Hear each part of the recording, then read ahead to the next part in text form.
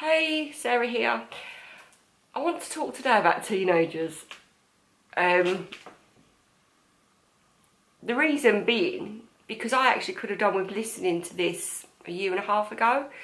We've got two boys, Joe's 11, Jack's 16, and I was quite smug really, because Jack, the 16-year-old, I mean 11, they're not at that stage, are they, where they're starting to get a bit that stroppy really. But Jack a year and a half ago went into that proper Kevin and Perry stage. Now, I've been watching a lot of YouTube videos of mum bloggers of friends, and they say about how hard it is having a toddler and terrible twos. And you know, when you watch, you think, you've seen nothing yet. You just wait till you get a teenager, because it is a different ball game. I think the thing with a teenager is generally they're bigger than you. Jack's like that much bigger than me. They can reason. They're intelligent. So what they're doing, even though it's irrational, is confusing, because you know that they've got the ability to think rationally. And that I just found so frustrating. But I'd say, yeah, it hit us about a year and a half ago, where Jack decided that we weren't cool, we were embarrassing. And you only think, I don't think I'm that bad, I think I'm quite a cool mum. But according to him, I was like the most embarrassing mum ever. Couldn't pull up outside school and pick him up. Had to meet him in a predetermined location. All a bit secret squirrel, so his mates didn't see us. So I thought, well, whatever. I don't really remember being embarrassed by my parents, but obviously I'm not cool. Then he started saying he didn't want to go on a holiday with us. It was boring.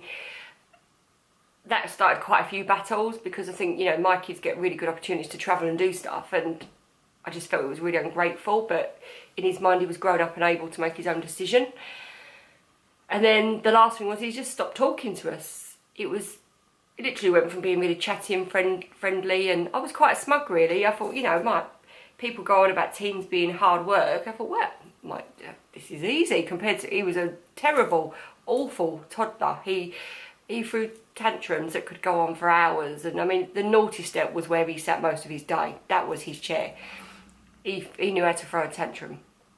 So I thought, this is my payback. I'm going to get an easy teen. Anyhow, then it hit, and then you realise that actually terrible twos are nothing. Having a teenager is excruciating when they're creating.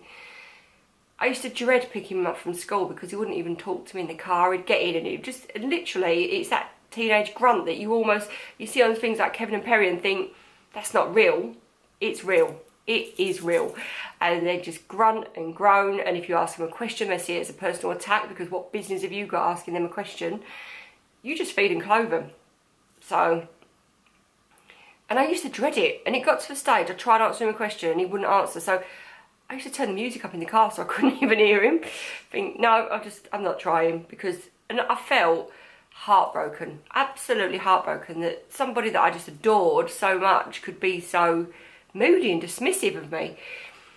You know, he'd come downstairs to get his food, but he literally lived in his bedroom. And you think, is he depressed? And I communicated with school and everything was okay there. When he was with his friends, he was happy. It was just, I don't know, whatever was going on in his body. And I suppose being a teenager is so confusing. There's so much going on in your mind. But this is where he released it, at home, which I suppose they've got to be able to release it somewhere. So, yeah, I just felt like it completely broke my heart. It was like, this was my little boy that just all of a sudden just didn't stop talking to me. Chris was quite chilled out about it. I think he just thought, well, he obviously remembers going through it himself. So he was quite well. He'll come through it, and it's his problem really. He needs to get over it. We're here for him. What else can we do?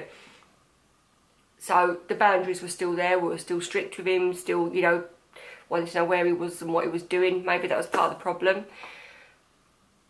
And then just one day, he just came out of it, and I can't actually think when it was, but it just gradually, he started to talk to us, to have conversations with us, started to get in the car and tell us about his day. Stuff that he hasn't done for a year. And then, it's like, as a parent, it's like they're training you almost. But it's like you're grateful that they're having a conversation with you, because you haven't had that conversation for a year. He'll come and sit in the kitchen with us, and while we're having a glass of wine, and chat to us, which again he hasn't done for a long while. There's a bit of banter around the house and he's a bit more chilled out. But whatever was going on in his hormones and his brain seems to be settling down. And he seems so much calmer, so much happier around us. And probably a bit more grown up and a bit more mature. So, yeah, I've rambled for 5 minutes, but what am I trying to say? I suppose what I'd have really loved a year and a half ago, or even a year ago, 6 months ago, when I felt like I'd just lost my son, is I would have liked to hear this, because parents aren't useful. Both of our parents were a bit like, oh, teenagers' revenge, this is what you put us through. That didn't help. That did not help at all. It just made us feel more bereft and, well, it's not going to get any better then, is it? And they found it quite amusing almost. Tried to offer advice, but I don't know. They didn't never say it was going to get better. I don't remember either of them saying that.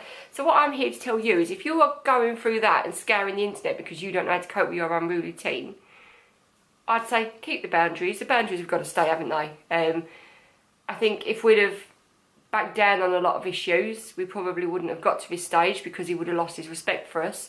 So keep the boundaries, keep the rules, maybe try to engage less, maybe make them work for you, for your relationship, make them realise that you're to be valued, and stuff like turning the music up. I think he must have thought, hang on, she ain't asking me questions. Well, do you know, I'm not going to ask you a question, because all you do is growl at me. So I'm going to listen to my music. And I think it worked. So it will get better. They do come back, and they do become normal again. So, yeah. And if all else fails, wine really helps. If you don't drink, chocolate. But it will get better.